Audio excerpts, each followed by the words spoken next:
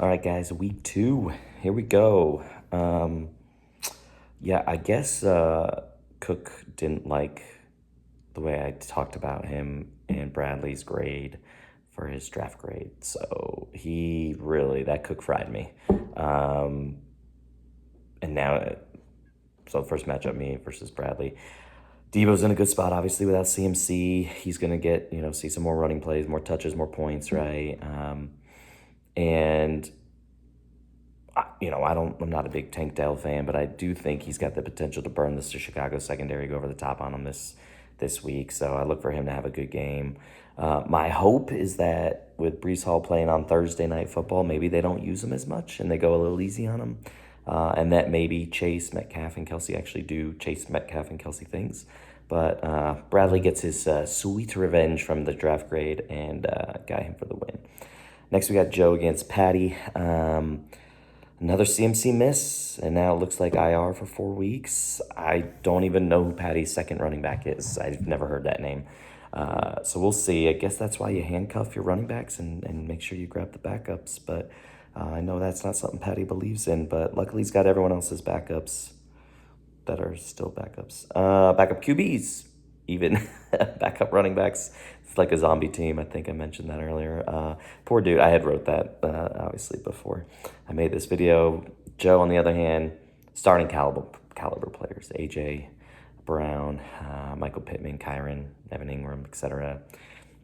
Joe for the win. That's a pretty easy one. Next, we got Carrie Dunlap against Tom. Carrie needs to change that name, and she needs to change her tight end because Fryermuth is going to be out probably. It's our first good matchup we've seen so far. We got Bradley crushing it, gonna crush me.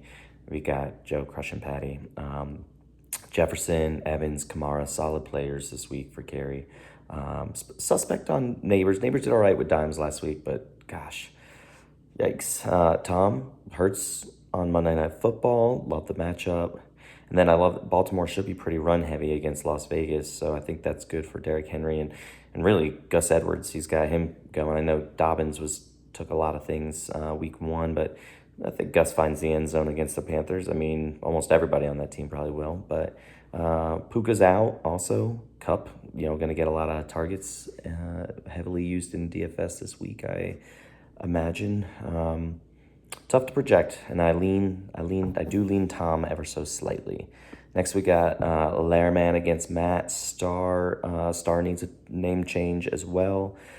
Waddle and Jason Sanders, the kicker. Gosh, I love that we have kickers. Disappointed for Lehrman, but so he's going to need something to catch up. Richardson's the type of guy that could do it. Bijan as well, and maybe Harrison Jr. gets a little bounce back after being on a milk carton last week. Matt on the other side, he's got Burrow. I mean, I don't want to overreact, but I'm worried, man. Burrow just hasn't had it, and Olave was lackluster last week. Jalen Warren should be all right against Denver. Their wide 9 rush defense. Obviously, I'll go with Brock Bowers over Fryermuth. Gosh, I mean, they're just garbage anyways. But can Lair do it? That's the question. Can Lair do it? You know what? I think Lair can do it, and I think Lair will do it.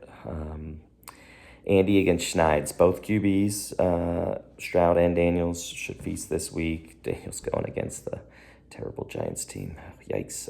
Walker's going to miss, so that's good for Andy. Nice edge there, especially with Tyreek going low already for Schneids. I do love St. Brown this week. I think he'll do a lot better than his, 1 catch or 2 catch last week. I don't know, it was garbage, but battle of tight ends too. Andrews against Likely, same team. I don't like the Likely start. I think it's overreaction to some extent, but otherwise, there's really not much else going on here. Andy's got the win.